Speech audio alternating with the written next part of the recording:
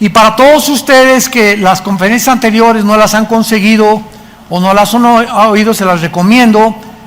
Permítanme brevemente hacerles un resumen.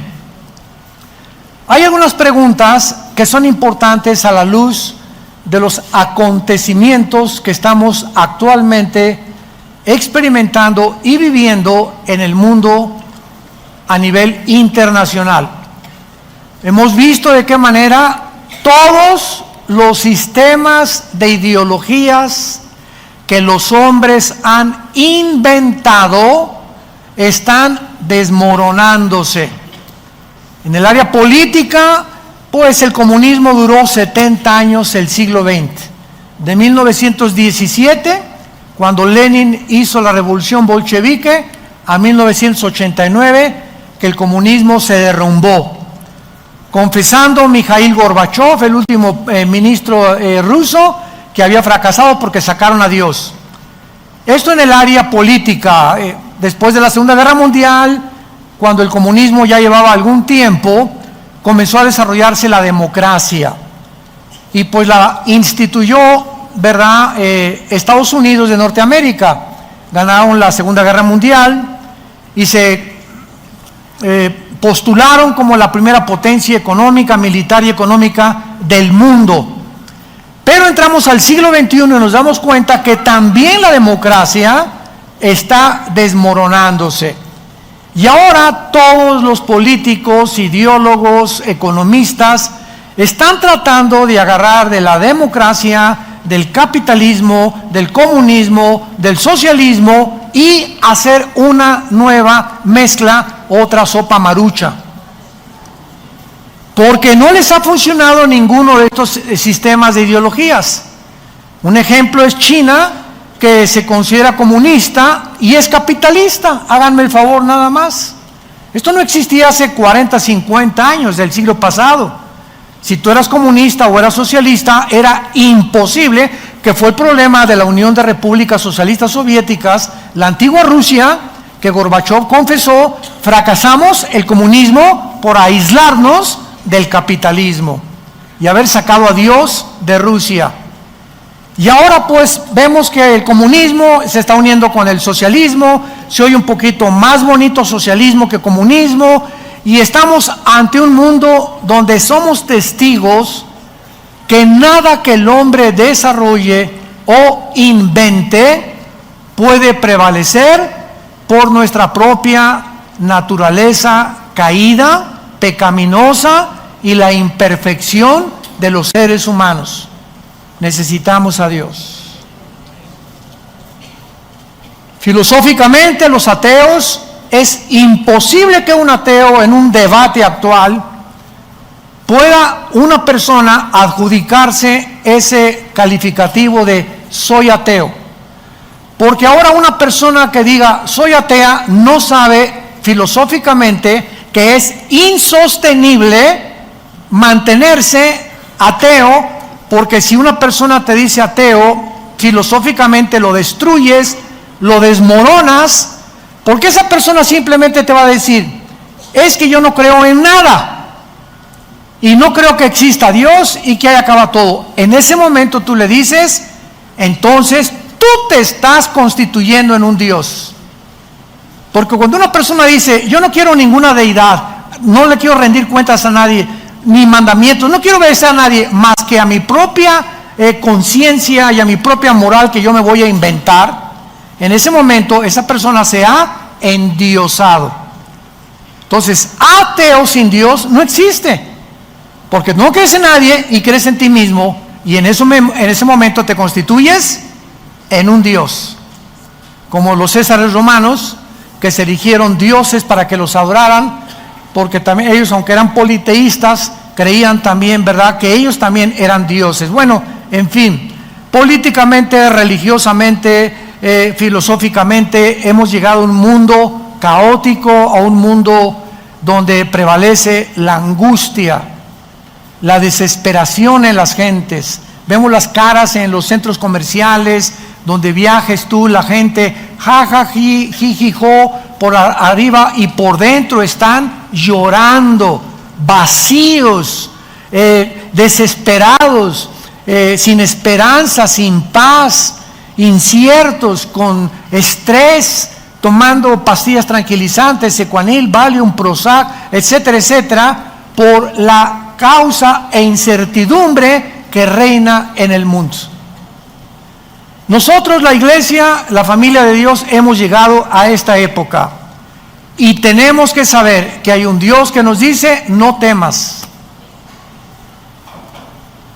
nunca te dejaré, nunca te abandonaré, estaré contigo todos los días del mundo, pero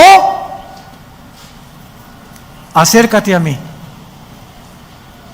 Hoy más que nunca acerquémonos a Dios. Y cuando hablo yo, acerquémonos a Dios, estoy diciendo, acerquémonos a la Biblia. Tú te separas de este libro, te separaste de Dios. Mis palabras, Jesús dijo, son espíritu. Lo que está aquí escrito entra a nuestro espíritu.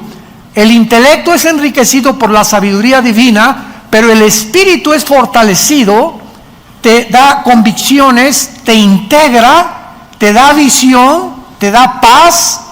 Y cada día esa esperanza a la que todos fuimos llamados crece dentro de ti. Sepárate de este libro, no me importa que te llames cristiano, presbiteriano, bautista, Viena para el mundo, lo que tú me quieras decir. Si tú te separas de este libro, has abandonado a Dios. Y cuando, escuchen esto, cuando nosotros nos separamos de Dios o abandonamos a Dios, en ese momento, ¿sabes una cosa? Dios no dice, mira, este ya se alejó de mí, ron el ramalazo, con una penca de nopales, dale duro.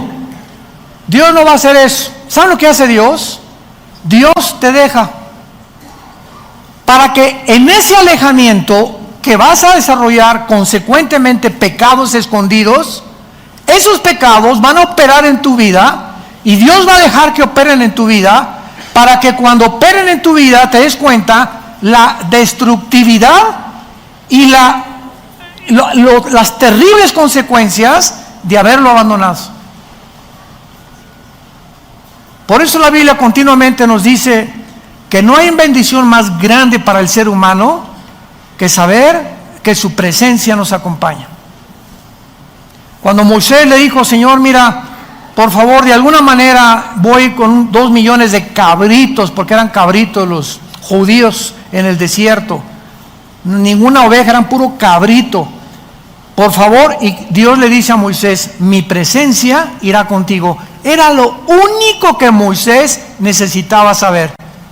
Que él podría caminar en valles de sombra de muerte, con una cuñada mala, tienes de vecina una bruja, tu suegra te anda correteando con la escoba, te abandonó tu esposo, tus hijos están mal. No importa las circunstancias a nuestro alrededor, qué pesimistas o graves se encuentran, si la presencia del Santísimo está en tu vida, vences. ¿Qué vences? Vencerás la depresión, la frustración, el rencor, la amargura, la desesperanza que el mundo nos ocasiona. Pero todo está aquí. Y muchos cristianos inclusive se atreven a venir a la iglesia el domingo sin esto. Virgen, ¿a quién invocamos? La de todos los remedios, la de la Macarena, la de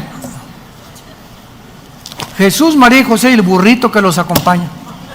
Increíble. Pero así está la cristiandad. Y se dicen cristianos, pero se separan de este libro. Es que ahí el domingo va a estar en el pizarrón el versículo. Bueno, una de las cosas más maravillosas que encontramos en la Biblia y de lo que se trata toda esta serie, ya no los voy a regañar. Una de las cosas más maravillosas en la Biblia que encontramos es que Dios ha establecido una semana profética de 7 días, porque en 6 días creó la creación y el 7º descansó. Independientemente que detrás de esta semana Tú pregúntale a cualquier persona que quieras en el mundo, ¿quién inventó la semana de 7 días? Nadie te va a contestar. Y cuando le preguntas a un neurólogo o a un psiquiatra o a un psicólogo, han descubierto que el ser humano es imposible que se mantenga ecuánimamente, que se mantenga con una salud integral mental verdaderamente sana si no descansa. Si tú trabajas 7 días a la semana y tienes ya un mes que no haces nada, que te desligas de tu trabajo, te vas al boliche con tus hijos, una buena película, vienes el domingo aquí, ahorita te vas a comer unos chicharroncitos o al Chapultepec, pero no vas a pensar en nada una vez a la semana, no puedes continuar caminando con salud mental. ¿Por qué? Porque aquí adentro nuestras neuronas son conexiones eléctricas que cuando tú haces comienzan a hacer así chispas y te comienzan a producir problemas mentales que te van a desenfocar de tu vida, de la sabiduría que necesitamos para el matrimonio, para consejos a nuestros hijos, para resolver otros problemas, porque estás tenso, estás tensa. ¿De dónde viene esa tensión? De tu incredulidad. Has llegado a ese punto simplemente porque no crees en Dios. No es cierto que creas en Dios. No es cierto que crees en la Biblia. No es cierto que estás memorizando la Biblia a diario. No es cierto que todos los días le echas tu ansiedad sobre él y llegas todos los días, Padre, el oro cayó, el dólar cayó, mi hija se fue, mi esposo me abandonó, mataron a mi perro, se comió un gato a los ratones de mi casa, etcétera, etcétera. Lo que pase en tu vida, si tú tienes paz y la presencia de Dios está contigo, porque tienes contacto con Él diario, con este libro, tú vas a vencer. Tú vas a ser y vas a formar parte de los vencedores que habla Cristo en el mensaje a las 7 iglesias en el Apocalipsis. Los que vencieren, los que vencieren, los que vencieren, los que vencieren. Y dice 1 Juan 5, 4 y 5, esta es la victoria que ha vencido al mundo, los que somos hijos de Dios. ¿Eres hijos de Dios? Eres vencedor. Y si no eres vencedor, es porque realmente no has nacido de nuevo. Porque Dios no nos ha dado un espíritu de cobardía. Entonces, a partir de la semana que Dios estableció y se la dio a Israel para que descansaran el 7º día, a nosotros nos dio el primer día, que es el domingo. Ya no vamos a meternos mucho en eso, hablé en la antigua conferencia de esto. Y la cuestión es la siguiente: Dios le da a Israel la semana de 7 días para que entiendan que el sábado no hagan nada, piensen en Dios nada más, alaben a Dios con la familia, etcétera, etcétera, se desliguen de todos los pensamientos de la semana. Y le dio Dios a Israel también la semana de años. 6 años tu esclavo, tu siervo doméstico trabaja contigo. El 7º, en el año 7, lo vas a dejar ir. Entonces, este patrón lo vemos de una forma muy clara en la historia de la Biblia, porque si hacemos cuentas de Adán a Abraham, ¿cuántos años hubo? 2000. De Adán a Abraham, 2000 años. De Abraham a Cristo, 2000 años. ¿Cuántos llevamos? Muy bien. ¿Y de Cristo a nuestros días cuántos llevamos? Si para Dios un día son 1000 años y 1000 años un día para Dios, estamos entrando o finalizando, ¿qué cosa? El año 6000 de historia. ¿Qué sigue? El día sabático o el milenio, que es el reino que Cristo prometió y en el cual se considera el descanso para nosotros, la iglesia, y para los judíos convertidos. Siguiendo este patrón, la pregunta es: ¿cuánto tiempo nos falta para que acaben estos 2000 años y sepamos de alguna manera, porque nadie puede poner una fecha para la venida de Cristo, podemos bíblicamente, de esto se trata esa serie, podríamos bíblicamente establecer un tiempo en el que realmente estemos seguros sin ningún lugar a dudas, que nos encontramos en el año 6000 y que estamos a punto de salir del mundo para que Dios termine con Israel en la tribulación? Y la respuesta es sí, sí, sí. Esta semana que Dios establece en Israel es muy interesante. Veamos rápidamente, por ejemplo, en Éxodo capítulo 24. Ya ven por qué no trajeron la Biblia. En Éxodo 24, versículo 16, vemos estos 6 días que se repiten por todo el Antiguo Testamento. Esto es interesantísimo. Aquí en este pasaje Dios, recordamos, instruyó a Moisés que suba al monte Sinaí. Y ahí tenía que esperar, antes de reunirse con él, ¿cuántos días?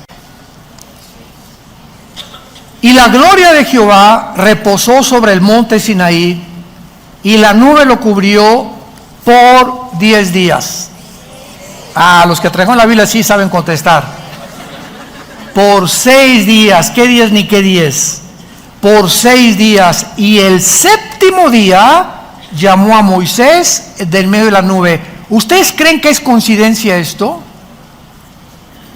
Cuando Dios menciona 5, 2, 15, 20, 40, nunca en la Biblia encontramos un solo número, algo que Dios relacione con la gematría, que es los números en el original hebreo, que no tengan un simbolismo profético. Apunten eso y recuérdalo como estudiante de la Biblia. Qué interesante que 6 días tenía que esperar Moisés. ¿Y por qué el séptimo? Porque era cuando Dios se iba a encontrar con Moisés. Veamos otro ejemplo, otra vez, de 6 días. Josué capítulo 6.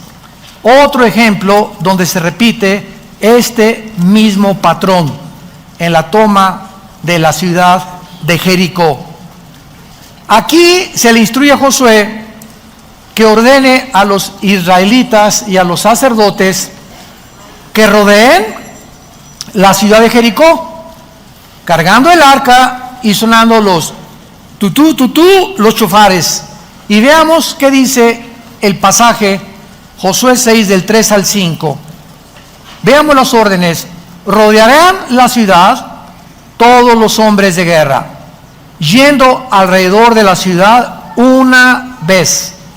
Esto harán durante 6 días. Qué interesante, otra vez.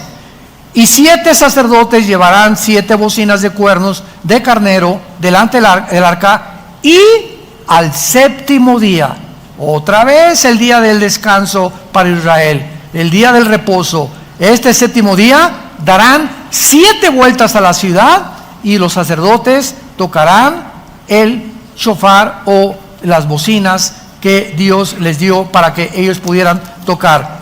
Vemos nosotros también que en el Antiguo Testamento se repite el patrón: 6 días y al séptimo te va a recibir Dios, 6 días Josué y al séptimo va a caer esto. Y esta repetición la encontramos de una forma interesante y misteriosa cuando Cristo se transfiguró con los discípulos. Vayamos ahora al Nuevo Testamento, Marcos capítulo 9, y veamos otra cosa tan interesante de por qué otra vez 6 días y en el séptimo Cristo se transfigura. Dice Marcos capítulo 9. También les dijo, de cierto, algunos de los que están aquí: no gustarán en la muerte hasta que hayan visto al reino de Dios venido con poder.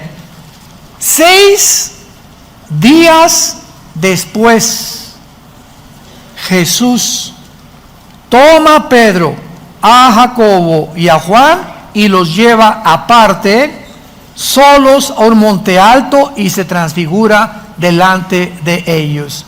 Qué interesante, otra vez la repetición de los 6 días, y al séptimo día algo sucede en la presencia de Dios. Pregunta ahora, muy bien, ¿cuál es el simbolismo, familia de Dios, damas y caballeros que nos visitan por las redes sociales? ¿Cuál es el simbolismo de estos números? Sabemos que el número 6, si lo quieres apuntar, representa al ser humano. Porque en 6 días Dios creó a Adán y Eva. Es el número del hombre. Cuando al terminar el Apocalipsis, en el capítulo 13, se relaciona al enemigo póstumo de Dios, el anticristo, se le une a 3 números: 6, 6, 6. ¿Por qué?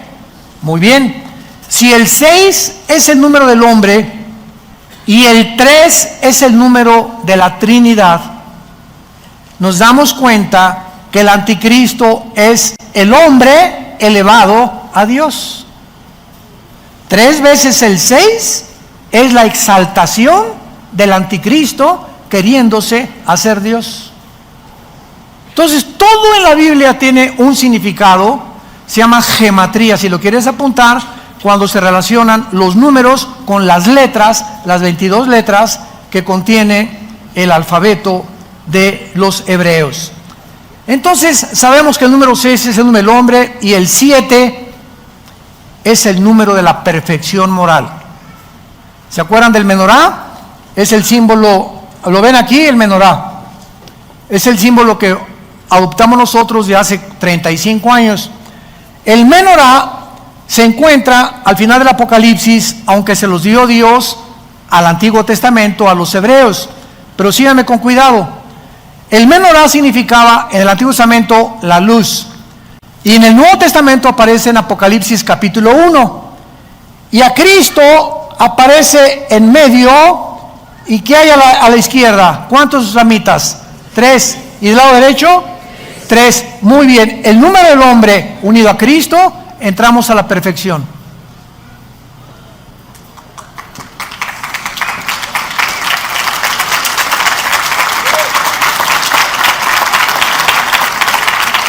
Cualquiera que me escucha, tú como ser humano, sin Jesús, eres una persona incompleta.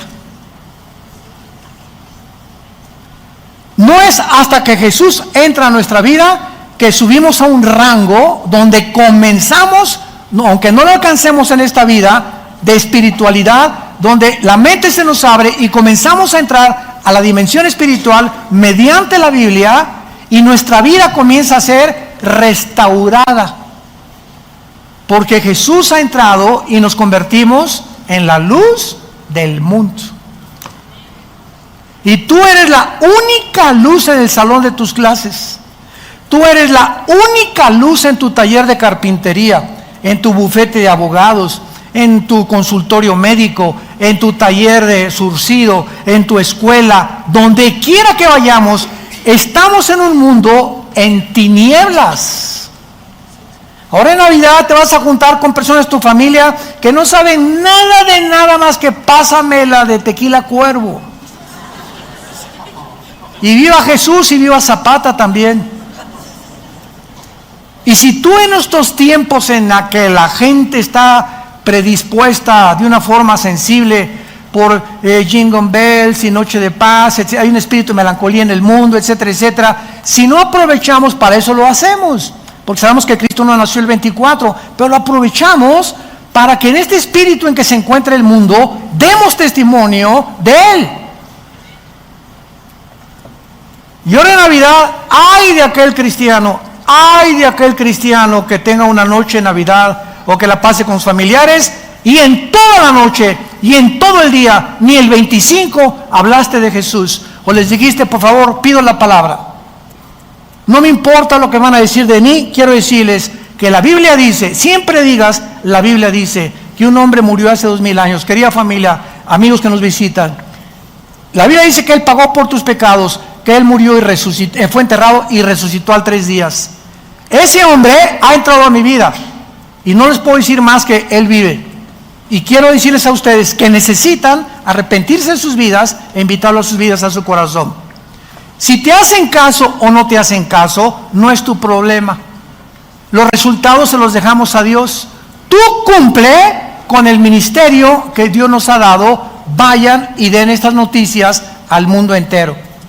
Y si tú no lo haces, es porque no tienes el Espíritu Santo, porque Dios no nos ha dado espíritu de cobardía, sino de poder, amor y dominio propio.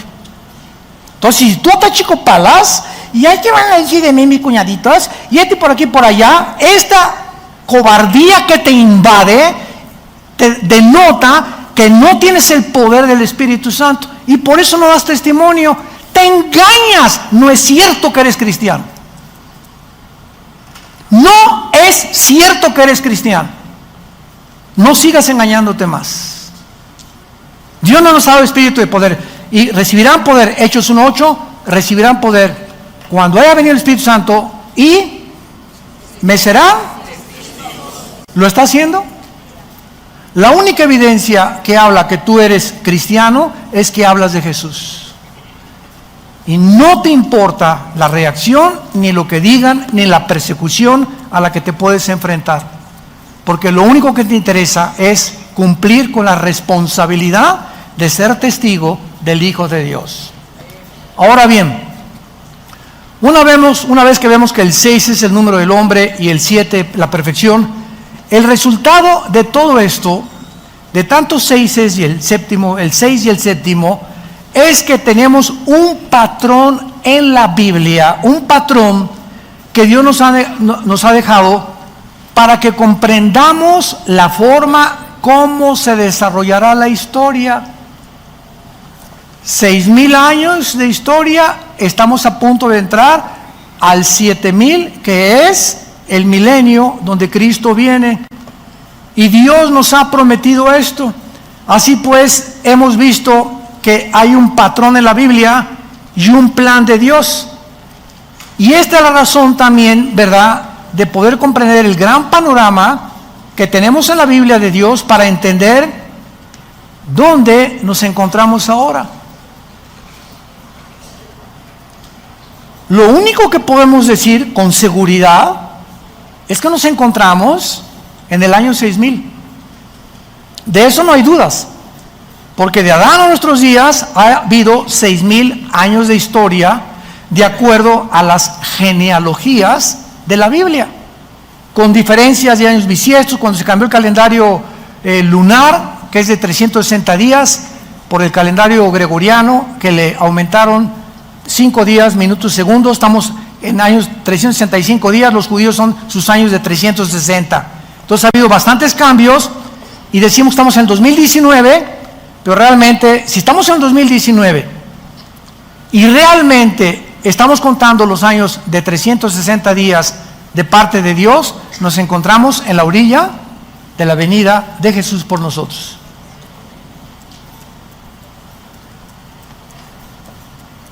Ahora tenemos que ver este grande panorama, ¿verdad?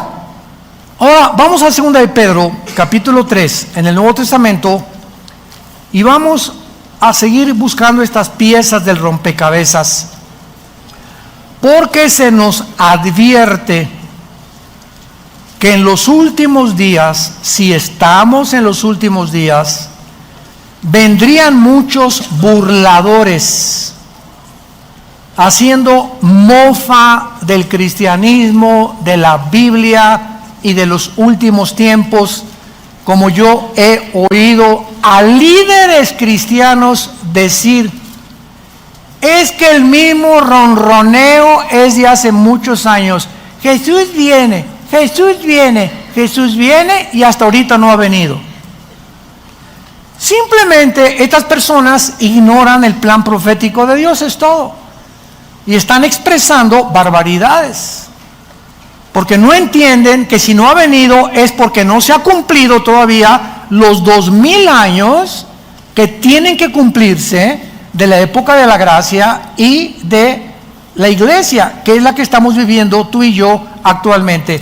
2 de Pedro 3, versículo 3. Sabiendo primero esto, Pedro tenía interés que lo supiéramos, que en los postreros días vendrán burladores andando según sus propias concupiscencias y diciendo: ¿dónde está la promesa de su venida o de su advenimiento? Porque desde el día en que los padres durmieron, todas las cosas permanecen así como desde el principio de la creación. Estos, dice Pedro, los que se burlan, estos ignoran voluntariamente que en el tiempo antiguo fueron deshechos por la palabra de Dios los cielos y también la tierra, que proviene del agua y por el agua subsiste, por lo cual el mundo de entonces pereció anegado de agua. Pero los cielos y la tierra que existen ahora están reservados por la misma palabra, guardados por el fuego en el día del juicio de la perdición de los hombres antiguos. Mas, oh amados, versículo 8.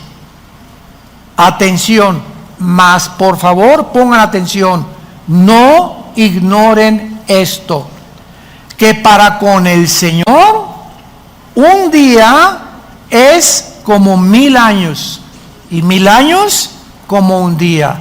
En otras palabras, deja de hablar tonterías, dejen de hablar barbaridades. Es que si no te ha amanecido es porque a la ley y al testimonio no has recurrido. Piensas que el Señor no ha venido y se ha tardado porque no has hecho un cálculo de entender que no puede venir hasta que no termine la época de la iglesia, que son 2000 años. Y esta verdad se repite en el Salmo 94, que para Dios un día son como 1000 años y 1000 años son para Dios como un día. Muy bien. Ahora vamos a echarnos un clavado más profundo todavía. Vamos al libro de Oseas, en el Antiguo Testamento, Oseas, capítulo 5, y vamos a encontrar y descifrar otro misterio escondido, maravilloso, que tal vez muchos lo habíamos leído, y yo hasta hace algunos meses también pude, ya realmente me resaltó así, como decían los griegos, eureka. Cuando los griegos descubrían algo decían eureka, o sea, se hizo la luz, o recorcholis, zambomba, lo he encontrado, lo he descubierto, de repente, ya lo entendí. En Oseas capítulo 5, hasta ahorita hemos podido identificar el patrón de los 6000 años de historia humana, compuesto por las semanas de días que Dios le dio a Israel. Pero ¿cómo sabemos, qué es lo que vamos a continuación a tratar de responder, cómo sabemos que en este plan profético de Dios va a continuar como es esperado? O sea, ¿cómo tenemos la seguridad? Viene la pregunta lógica, válida, que son 6000 años. ¿Por qué no 1500 años? ¿Por qué en 1000? Hermano, ¿no estará usted equivocado y serán 2100 años?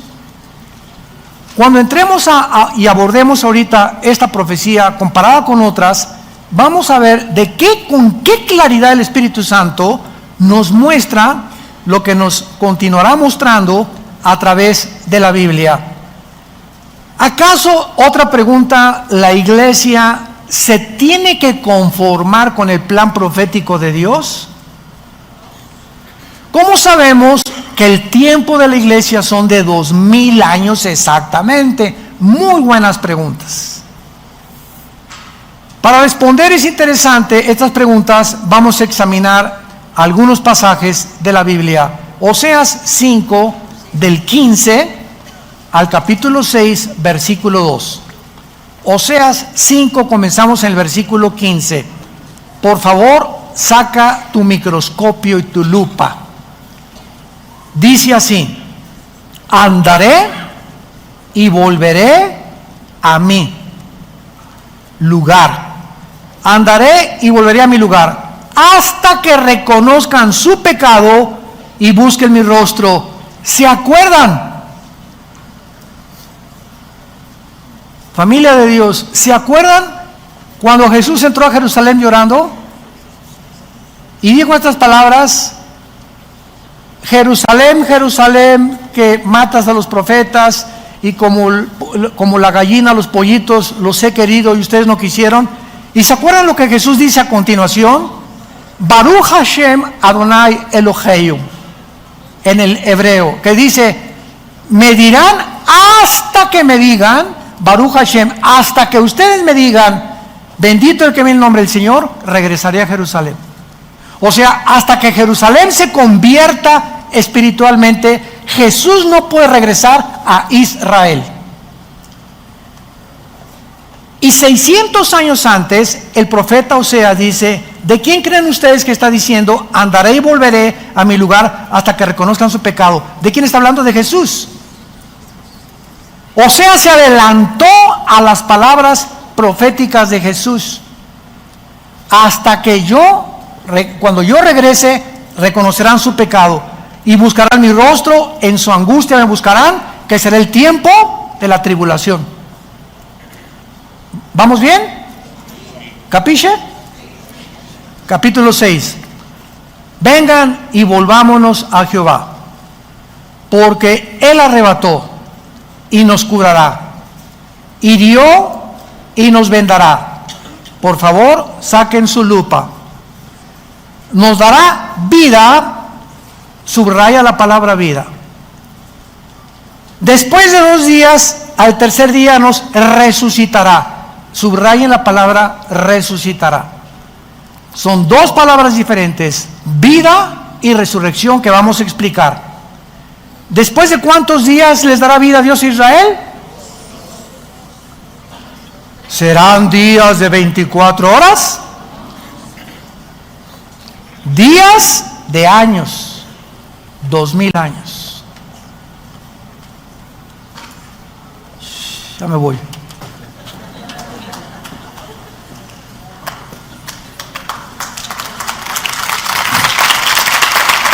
¿Lo pueden ver? ¿Lo pueden ver los que traen su Biblia? Vamos a rascarle más.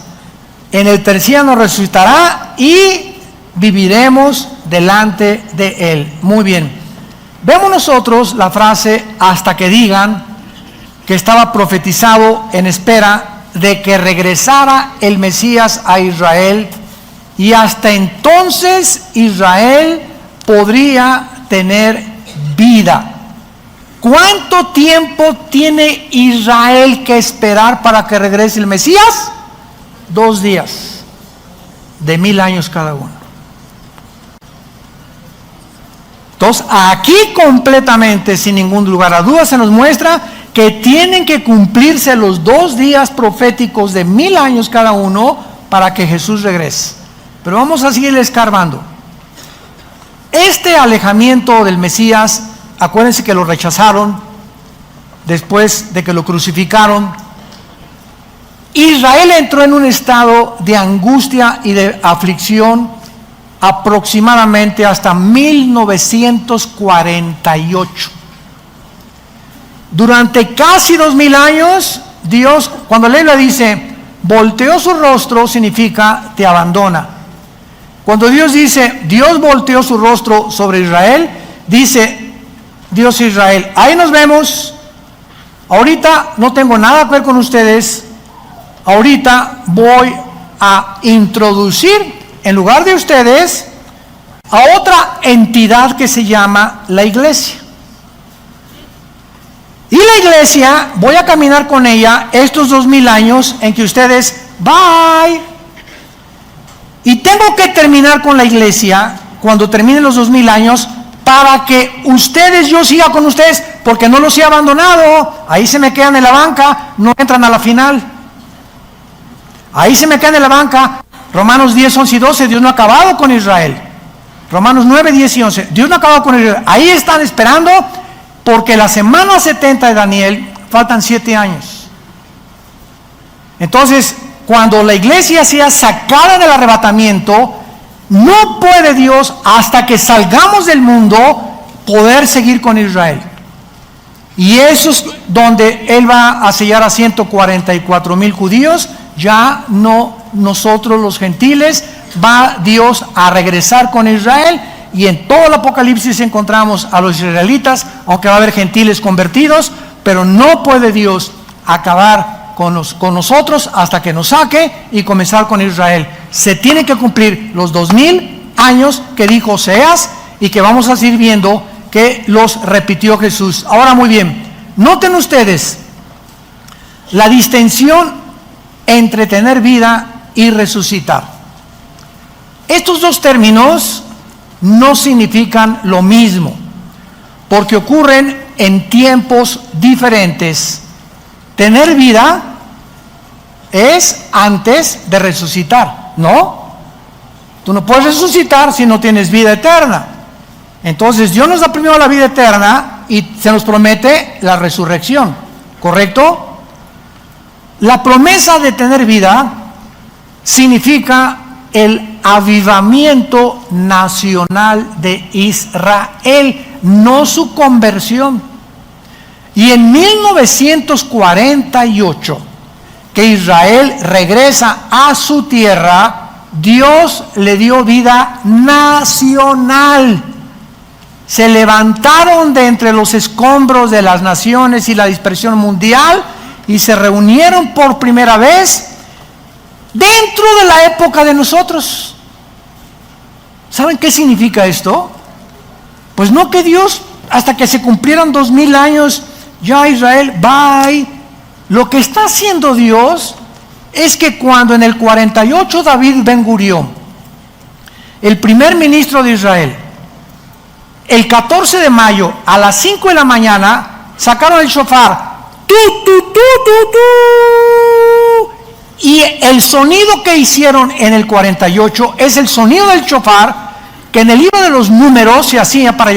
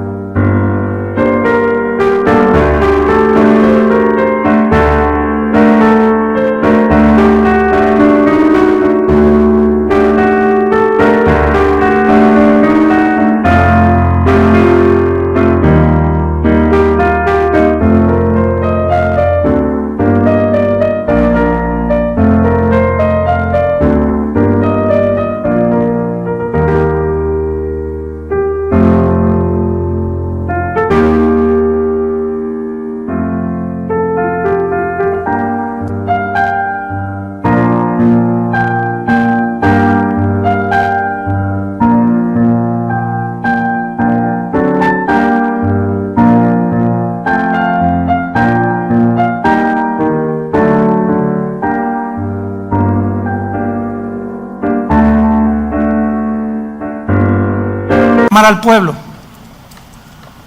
En el 48 se tocó el shofar. Los judíos no lo entienden, nosotros sí. Dios nos tocó el shofar en el 48 para decirnos: ¡ahí vengo! Reúnanse, comiencen a buscarme. Estamos hablando de hace casi 70 años, 65, 70 años. Pero el segundo shofar en la guerra de los 6 días, 1967, junio de 1967, el general Moshe Dayan, ganan a todos los árabes la guerra, y en el 6º día agarra Moshe Dayan, número 2, doble toquido, Jerusalén es nuestra. Primero la tierra, ahora Jerusalén, aunque no del todo. Y en el siglo XXI, el presidente de los Estados Unidos, Trump, llámale como le quieras llamar, no me interesa cómo le llames.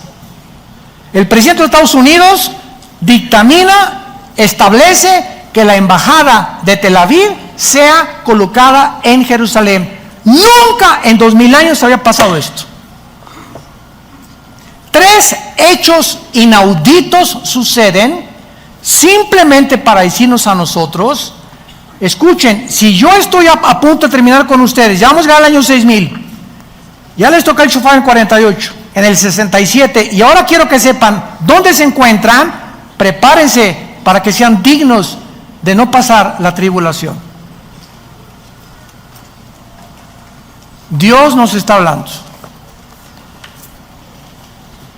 Dios no quiere que mañana amanezcas en el infierno. Dios no quiere que te sigas llamando cristiano y te sigas engañando simplemente porque vienes a un lugar a reunirte. Dios quiere sacudirte las fibras más íntimas de tu alma para que despiertes a la realidad si eres o no eres, para que te examines a ti mismo, porque el tiempo se acabó.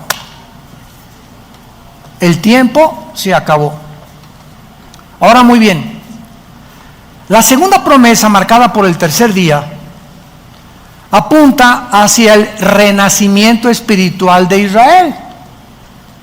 Y esto sucederá cuando, Romanos 11, 25, 26, cuando Jesús venga, todo Israel será salvo.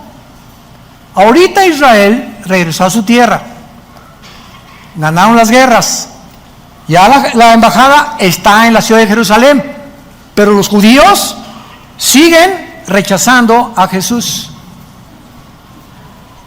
Los que nos acompañen el año que entra a Israel en junio, lo vamos a descubrir cuando vayamos al Muro de los Lamentos. Cuando entremos al Muro de los Lamentos, antes de entrar, hay como un puesto que nos dan kippahs así de cartón, y tú no puedes acercarte al Muro de los Lamentos sin la kippah. Nos tenemos que someter porque es la costumbre de los judíos. Creen que es es una blasfemia acercarte sin que te cubra la cabeza, cuando nosotros se nos dice en 1 Corintios 11 que para el hombre es deshonroso cubrirse la cabeza. Bueno, pero así son ellos, ¿verdad? Son los religiosos. Y cuando llegamos a algunos momentos, vas a encontrarte a judíos enfrente de los lamentos vestidos de negro, con caireles, con sombreros, casi kippah se lo ponen después, pero los religiosos ortodoxos tienen sombrero y están así. Y agarran papelitos y los escriben y los meten entre las hendiduras de las piedras del Museo de los Lamentos, para que cuando venga el Mesías, esas oraciones que introducen en las piedras se cumplan. Con la única diferencia que cuando ven el Mesías, no es el Mesías que ellos esperan, será el anticristo, que los entrampará y les hará creer que es el Mesías con los milagros que va a hacer. Y muchos escogidos cristianos también se van a ir con la finta y van a ser engañados. Entonces es una religiosidad en Israel ahorita impresionante. Y si tú en el Muro de los Lamentos, se los advertimos a todos los que nos acompañan, mencionas la palabra Yoshua, te apedrean, te adelantas al rapto. A mí me lo hicieron, no me apedrearon, me salvaron. Pero yo no me acuerdo, hace 3, 4 años, la última vez fuimos a Israel, yo no sabía. Gracias a Dios estaba conmigo un rabino argentino, judío, y comencé a testificarle a Jesús, y me rodearon como 10 rabinos, y me veían así con unos ojos horribles. Y yo estaba demostrándoles con el Salmo 22 y Isaías 53 que Jesús es el Mesías, pero estaban así tan expectantes y me decía desde atrás el misionero que teníamos: vente, me dice, te van a aventar pedrados ahorita, vente corriendo. Yo le decía que no te entiendo, ¿qué onda? Total que el rabino argentino, de alguna manera Dios le tocó el corazón, me agarró y me sacó y me llevó hasta afuera del Muro de los Lamentos, y ahí me dijo, me enteré 2 años después que ahora es pastor en Argentina. Se convirtió a Jesús. Gracias, Padre. Tu palabra no vuelve vacía. Ahora, muy bien. Y en penúltimo lugar, estos 2 días son muy interesantes porque, repito, ya Dios le dio vida nacional, va a venir la vida espiritual. Y vemos nosotros que cuando Jesús vino, continuamente estuvo diciéndoles a sus discípulos: me voy y regreso. Lo que dice Oseas: me iré y regresaré. Vamos a ver rápidamente algunos pasajes. Juan 7, Evangelio de Juan, capítulo 7, versículo 33. Esto es precioso en la Biblia. Dice Juan 7, 33, está Jesús hablando. Entonces Jesús les dijo: todavía un poco de tiempo, o sea, aquí está hablando ya semanas antes de su crucifixión. Vean cómo Cristo tenía su calendario y su agenda perfectamente trazada. Cuando llegó el día de su muerte, cenó, la última cena. ¿Se acuerdan qué les dijo? Jesús sabía en la última cena que era la última cena, que no iba a desayunar ya con los discípulos. Él sabía perfectamente bien el día, la hora, los segundos en que iba a morir. Su agenda estaba clarísima, la que el Padre le dio antes de bajar al monte. Y comienza a anunciarles: todavía un poco de tiempo estaré con ustedes e iré al que me envió. ¿De qué está hablando? De su resurrección, que no se iba a quedar en la tumba. Los discípulos no lo pudieron entender. Juan capítulo 14, un pasaje que todos se saben de memoria, ¿o no? No se turbe vuestro corazón. Si creen en Dios, lo primero, no te intimides, no permitas lo que va a pasar en el mundo, no entres en depresión, en desesperación, en ansiedad, no pierdas mi paz, mantente tranquilo, nunca te dejaré, nunca te abandonaré, no temas a nadie. Por favor, quiero que entiendas, si tú crees en Dios, crees en mí también. Y fíjense lo que dice a continuación: en la casa de mi Padre muchas moradas hay. Si yo no fuera, no os lo hubiera dicho. Voy a prepararles lugar. ¿De qué está anunciando? De que iba a morir y que iba a irse a otro lugar, que iba a resucitar. Es de lo que está diciendo. ¿Qué leímos en Oseas? Me iré y regresaré cuando ustedes venga la angustia y la tribulación me buscarán. Lo que estaba diciendo Oseas estaba profetizando lo que Jesús iba a cumplir. Y si me fuere, versículo 3, les prepararé lugar, vendré otra vez, los tomaré a mí mismo, que es el rapto, para que donde yo estoy, ustedes también estén. Sin embargo, para terminar, aun cuando Jesús anuncia todas estas cosas al pueblo de Israel, sabemos que nadie entendió lo que estaba diciendo. Y lo mismo va a pasar con la iglesia. Miles, millones de cristianos ahorita en el mundo entero todavía no entienden qué es el cristianismo. No hablan de Jesús, no comparten el evangelio, no viven las vidas que Dios quiere que vivamos. Dicen, pero sus hechos lo niegan. Lo mismo va a repetir. Si todavía no entienden que el barco se está hundiendo ya en el mundo, que estamos en un mundo podrido, completamente putrefacto, que ya huele a basurero, todo el mundo, las naciones, la política, todo está ya echándose a perder, y los cristianos siguen con sus telenovelas, pensando, ¿qué carrera voy a estudiar? Una que deje feria. Y si no transo, no avanzo. Y si esto, y es increíble que así va a sorprenderte el arrebatamiento de la iglesia. Aun cuando actualmente nos encontramos en la época de la iglesia, escuchen esto es importantísimo para terminar. La iglesia cristiana no es la fuerza que guía el plan profético de Dios, es Israel. Por eso hace 70 años, en el 48, Dios hizo, ante la expectación del mundo, una nación, la hizo renacer en un solo día, para recordarnos que el plan profético se cumple en Israel, porque es el factor crítico que Dios usa para mostrarnos en qué tiempo nos encontramos. Israel es el termómetro de Dios. Comenzó llamando a Abraham y terminará llamando a los judíos en Apocalipsis capítulo 5 en adelante.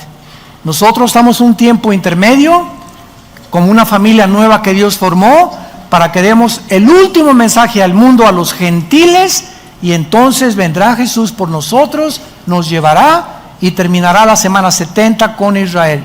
Y la pregunta es, ¿estás tú preparado para encontrarte con tu Dios? ¿Estás tú 100% seguro que si tú murieras hoy en la noche, pero sin ninguna duda, te irías con Jesús?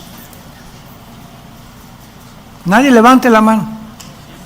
Pero tienes esa seguridad absoluta. Si no la tienes, dile estas palabras a continuación en el silencio de tu corazón.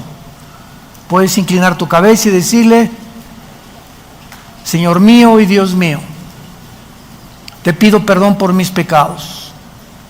Creo que en esa cruz tu Hijo abrió las manos, su cabeza fue coronada con espinas, fue enterrado y resucitado al tercer día. Este mensaje glorioso que me das esta mañana me llena de una esperanza que yo no tenía, sabiendo que puedo dormir ya tranquilo, tranquila, porque ahora eres mi Señor, eres mi Salvador, porque creo que en esa cruz pagaste con tu sangre las iniquidades, las transgresiones, las abominaciones de mis pecados pasados, y que ahora yo puedo descansar en paz, sabiendo que tú los llevaste en la cruz, que a los 3 días volviste a vivir, tal como lo prometiste en el Antiguo y en el Nuevo Testamento. Me iré y regresaré por ustedes. Ahora, Jesús, mi Dios y mi Salvador, te estoy esperando que vengas por mí. Estoy listo, lista, no porque lo merezca, sino por lo que hiciste en mi lugar en esa cruz. Gracias por tu poder y tu gracia, en el nombre de Jesús. Amén.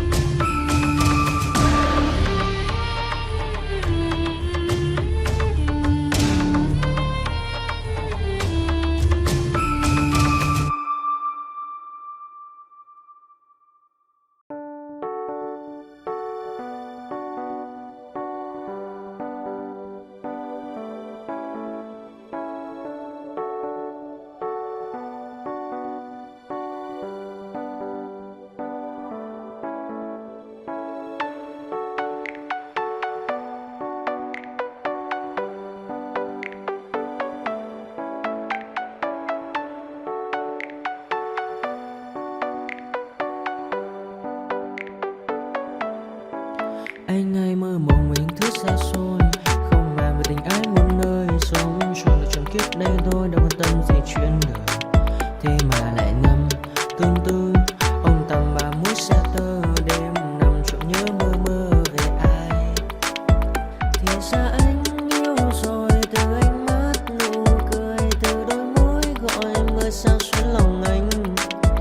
Thì ra mê em rồi, ngày hay đêm ôm lời, chỉ nghĩ đến em thôi. Đó là do anh đã yêu rồi, anh đã yêu rồi, anh đã yêu rồi.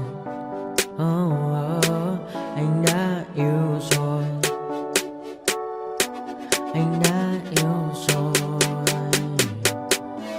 anh đã yêu em mất rồi.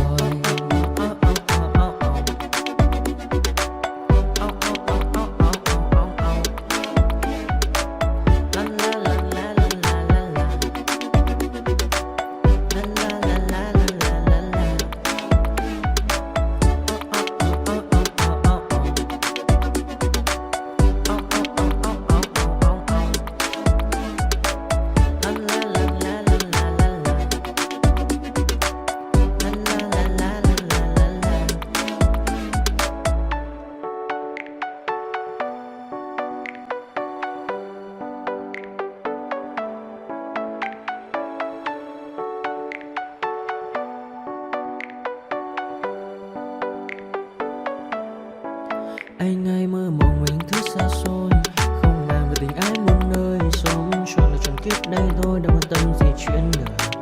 Thế mà lại nằm tương tư, ông tầm bà mũi xa tơ. Đêm nằm trộm nhớ mơ mơ về ai. Thì ra anh yêu rồi, từ ánh mắt nụ cười, từ đôi môi gọi mưa sao xuyến lòng anh.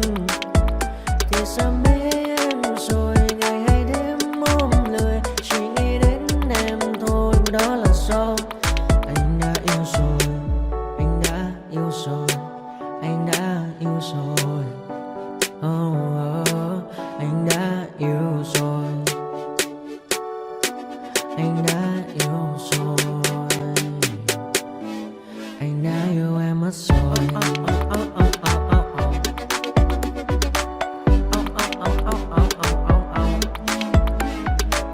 La la la.